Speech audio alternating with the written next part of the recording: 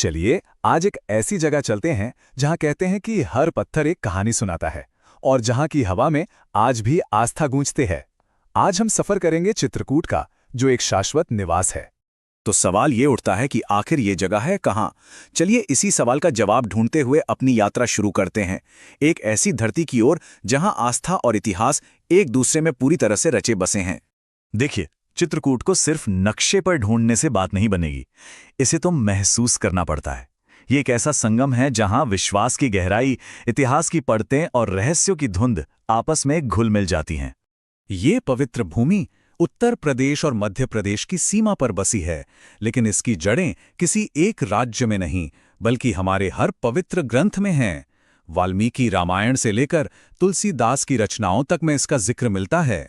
लेकिन चित्रकूट की असली कहानी, इसकी आत्मा, वो बसती है एक ऐसे अध्याय में जिसने इसे हमेशा के लिए अमर कर दिया, और वो थे भगवान राम के वनवास के 11 वर्ष।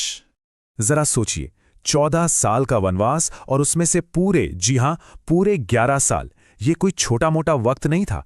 असल में राम, सीता और लक्ष्मण के लिए तो चित्रकूट ही उनका घर बन गया था, उनके वनवास का सबसे लंबा पड़ाव।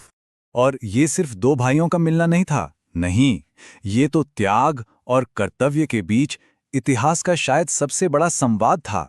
इसी धरती पर राम ने ये तय किया था कि राज सिंहासन से कहीं ज्यादा बड़ा धर्म होता है।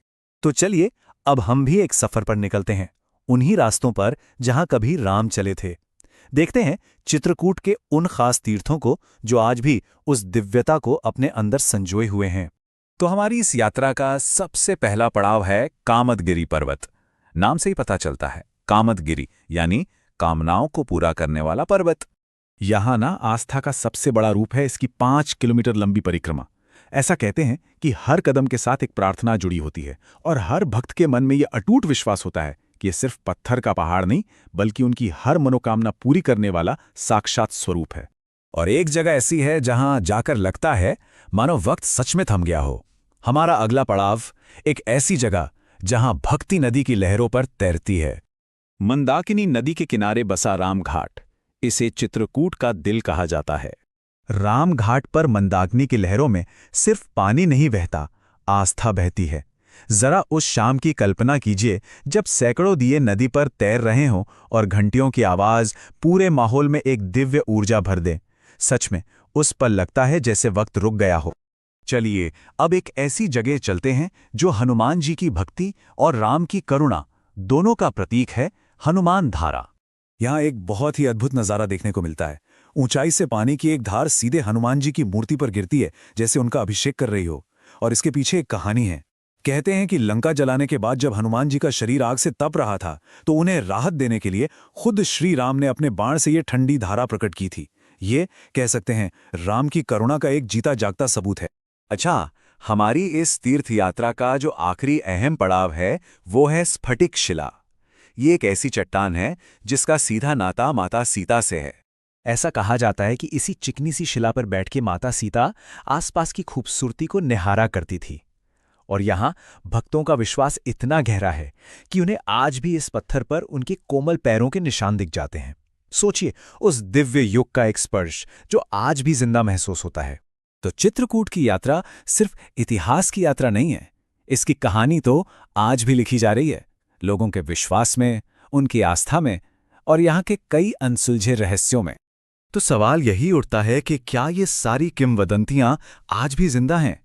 और ये सवाल हमें उस तरफ ले जाता है जो किताबों में नहीं मिलता बल्कि लोगों के अनुभवों और उनके विश्वास में मिलता है।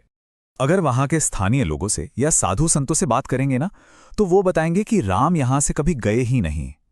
खासकर अमावस्या की रातों में कई लोग दावा करते हैं कि उन्हें एक अलग ही, एक अलौकिक ऊर्जा महसूस होती है। एक गहरा विश्वास है कि राम और हनुमान आज भी किसी अदृश्य रूप में अपनी इस प्यारी धरती पर घूमते हैं। तो इन सारी कहानियों, इन मान्यताओं के बीच आज के जमाने में चित्रकूट में क्या ढूंढा जा सकता है? मतलब ये यात्रा किसी के लिए क्या मायने रखती है? देखिए, अगर मन दुनिया के शोर शराबे से थक गया है और थोड़ी शांति चाहता है, अगर कोई भक्ति के सागर में एक डुबकी लगाना चाहता है या फिर कोई इतिहास को सिर्फ पढ़ना नहीं बल्कि महसूस करना चाहता है, तो चित्रकूट बाहें फैलाए इंतजार कर रहा है।